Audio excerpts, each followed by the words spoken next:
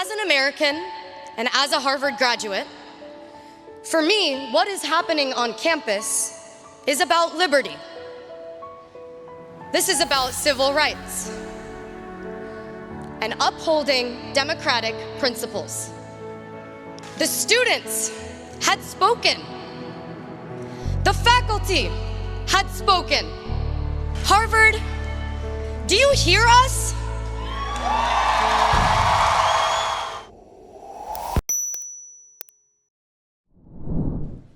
Today, we are celebrated for what we know. In fact, for most of our lives, we've learned to feel a sense of accomplishment in the awards, accolades, and honors that line our childhood homes. How much we know and how we leveraged it got us far. It got us here. But today, I want to convince you of something counterintuitive that I've learned from the class of 2024. The power of not knowing. I grew up in the Great Plains of Nebraska, alongside cattle ranches and cornfields.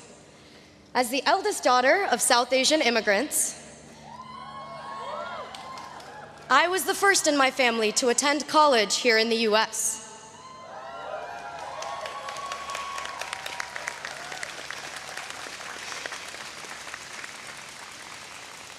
There was a lot I didn't know. When it came time, I asked my parents how to apply to colleges, and they too said, I don't know. The words, I don't know, used to make me feel powerless, like there was no answer, and therefore no way, as if I was admitting defeat. From Nebraska to Harvard, I found myself redefining this feeling of not knowing. I discovered a newfound power in how much I didn't know. I didn't know a field called the history of science even existed. And I now find myself a graduate of the department. Here, for the first time in my life, I had a professor of color, a historian of science who taught me history is just as much about the stories we don't know as the stories we do.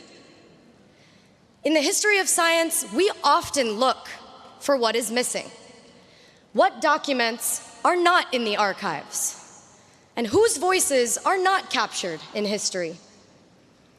I've learned silence is rarely empty, often loud. I've learned this not only in the classroom, but also from the class of 2024. In reflecting on our collective moments at Harvard, I've realized it's the moments of uncertainty from which something greater than we could have ever imagined grows.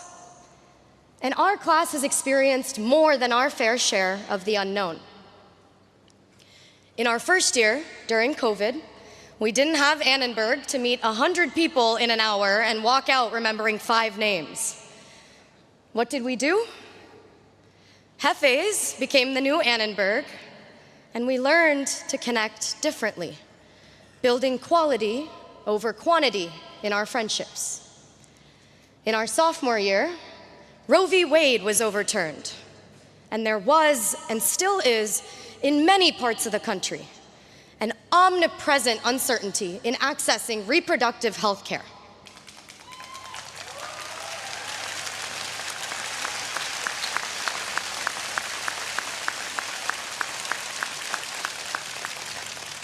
In our junior year, Harvard faced the Supreme Court and the decision to reverse affirmative action.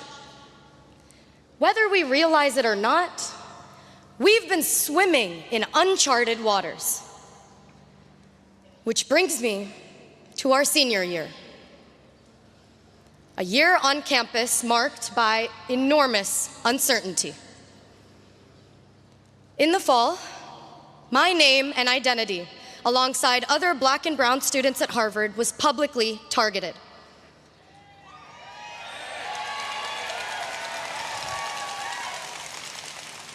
For many of us students of color, doxing left our jobs uncertain, our safety uncertain. This semester, our freedom of speech and our expressions of solidarity became punishable.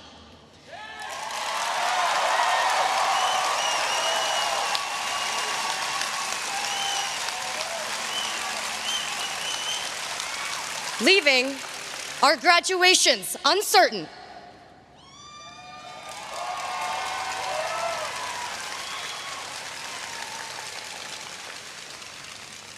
As I stand before you today, I must take a moment to recognize my peers. The 13 undergraduates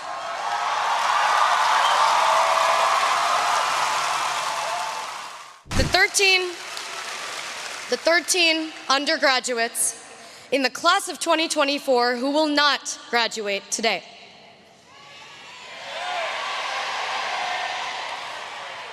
I am deeply disappointed by the intolerance for freedom of speech and the right to civil disobedience on campus.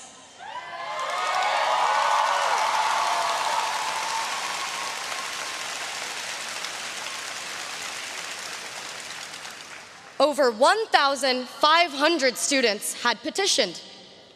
Nearly 500 staff and faculty had spoken up, all overwhelmingly against the unprecedented sanctions.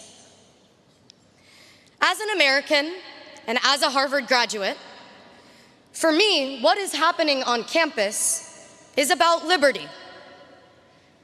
This is about civil rights and upholding democratic principles.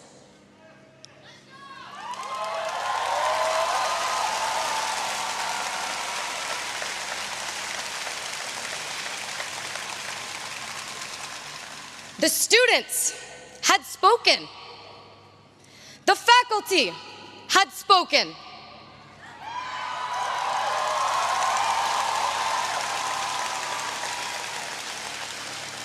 Harvard, do you hear us?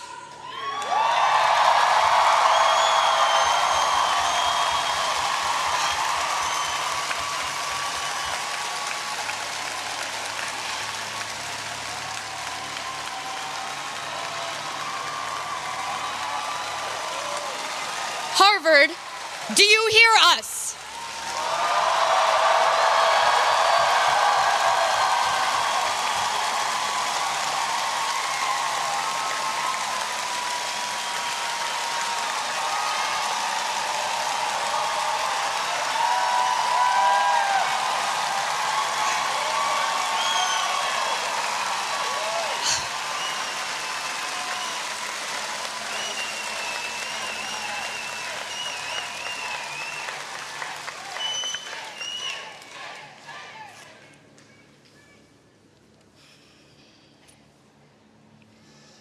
We are in a moment of intense division and disagreement in our community over the events in Gaza. I see pain, anxiety, and unrest across campus. But it's now, in a moment like this, that the power of not knowing becomes critical. Maybe we don't know what it's like to be ethnically targeted. Maybe we don't know what it's like to come face to face with violence and death. But we don't have to know. Solidarity is not dependent on what we know, because not knowing is an ethical stance.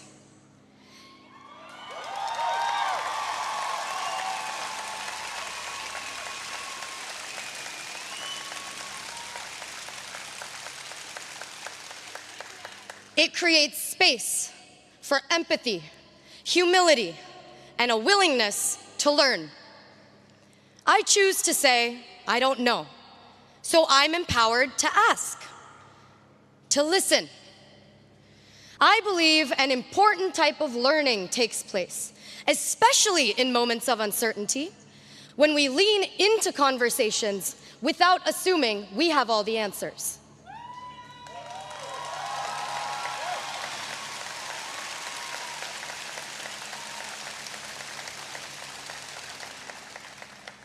Can we see the humanity in people we don't know? Can we feel the pain of people with whom we disagree? As we graduate, what we know, our material knowledge, may not matter so much anymore.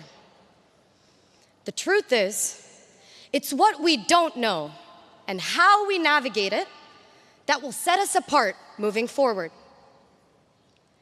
Uncertainty is uncomfortable. But I encourage you to dive into the deep end of discomfort. Engage with the nuances.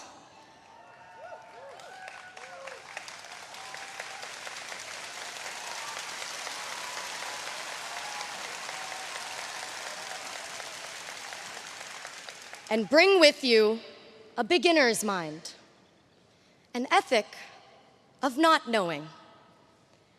Emily Dickinson had said, "Not knowing when the dawn will come, I open every door." Thank you, and congratulations.